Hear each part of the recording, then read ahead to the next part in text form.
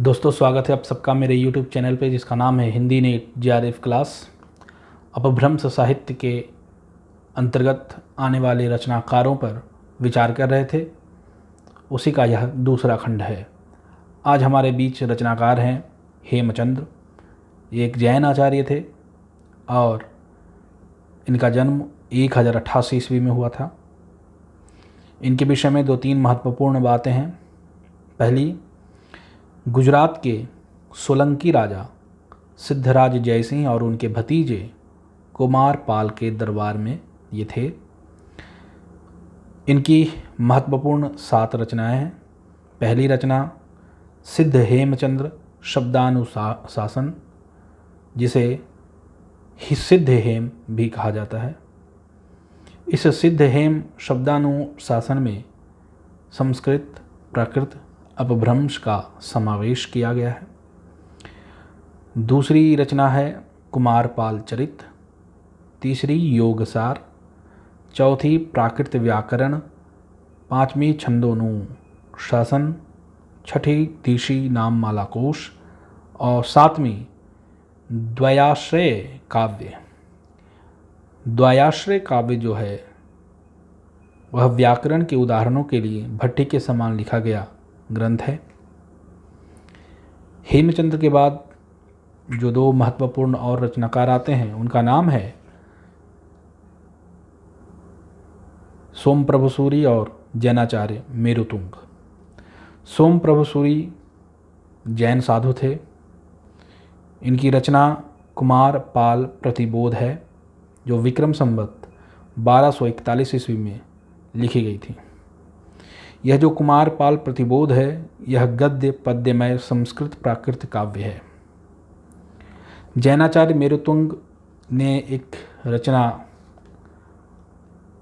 लिखी थी और वह है प्रबंध चिंतामणि।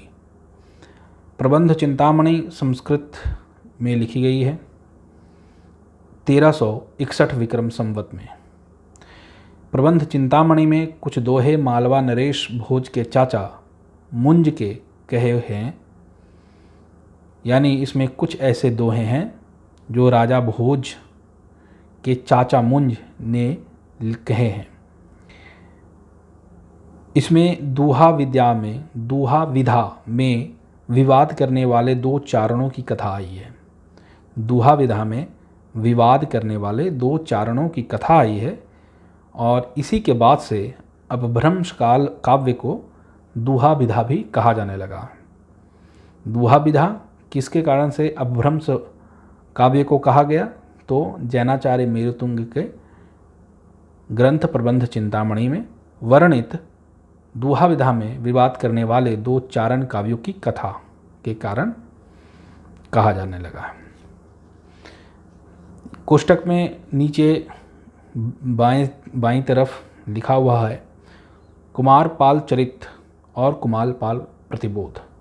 ये अक्सर प्रश्न पूछा जा सकता है और इसमें अक्सर दिक्कत आती है कि कुमार पाल चरित यदि प्रश्न करे तो हमें किनका नाम देना है। हमें नाम देना है हेमचंद्र का। और कुमार पाल प्रतिबोध यदि कह दे तो हमें सोमप्रभ सूरी को लिखना है। दूसरी जो महत्वपूर्ण बात है वह है अपभ्रंश के पहले दोहा का प्रयोग नहीं होता था। अपभ्रंश साहित्य के पहले दोहा का प्रयोग नहीं होता था। उसके पहले क्या होता था, गाथा या गाहा। इसके बाद जो महत्वपूर्ण रचना आती है उसका नाम है प्राकृत पेंगलम। प्राकृत पेंगलम को प्राकृत पिंगल सूत्र भी कहा जाता था। इस प्राकृत पेंगलम जो प्राकृत पिंगल सूत्र है उसके संग्रहकर्ता लक्ष्मीधर थे, जिन्होंने इसका संग्रह 14वीं शती में किया था। विद्याधर, शारंगधर, जज्जल, बब्बर कवियों की रचनाएं प्राकृत पेंगलम में संकलित हैं। अपभ्रंश और प्राकृत छंदों की विवेचना इसमें की गई है और इसकी टीका लिखी है बंशीधर ने। फिर अगली रचना है शारंगधर पद्धति। शारंगधर पद्धति शारंगधर का सुभाषित संग्रह है। शाबर मंत्र और भाषा चित्रकाव्य भी इसमें है। संस्कृत भाषा में लिखा गया पद्यकोश है तथा बीच बीच में देशी भाषा में भी कुछ कुछ वाक्य लिखे गए हैं। शारंगधर को बच्चन सिंह ने कुंडलिया छंद का प्रथम प्रयुक्ता कहा है। शारंगधर पद्धति में श्री मल्लदेव राजा की प्रशंसा की गई है और बहुत सारी पंक्तियां हैं, 4-5 पंक्तियां हैं, जिनमें से प्रसिद्ध पंक्ति यही है, नूनम बादलम छाई खेह पसरी निःश्राण शब्दः खरह। यह पंक्ति पूछ सकती है कि यह पंक्ति किसकी प्रशंसा में लिखी गई थी, तो हमें उत्तर देना होगा श्री मल्लदेव राजा। और यदि पूछते कि यह कहाँ से पंक्ति उद्धृत है तो कहना होगा शारंगधर पद्धति से।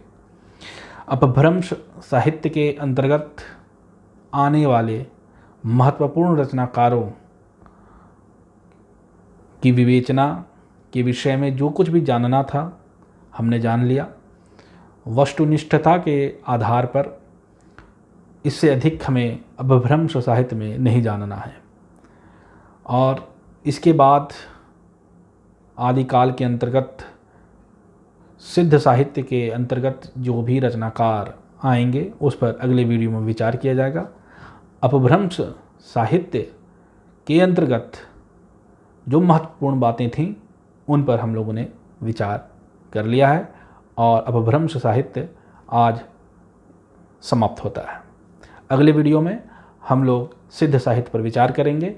तब तक के लिए आप सबका धन्यवाद और मेरे चैनल को सब्सक्राइब करें, शेयर करें और जो भी सुझाव देना हो, किसी तरह का भी प्रश्न हो, आप ज़रूर से ज़रूर अपने कमेंट बॉक्स में, मेरे कमेंट बॉक्स में कमेंट के माध्यम से ज़रूर करें। तब तक के लिए आप सब लोगों का धन्यवाद।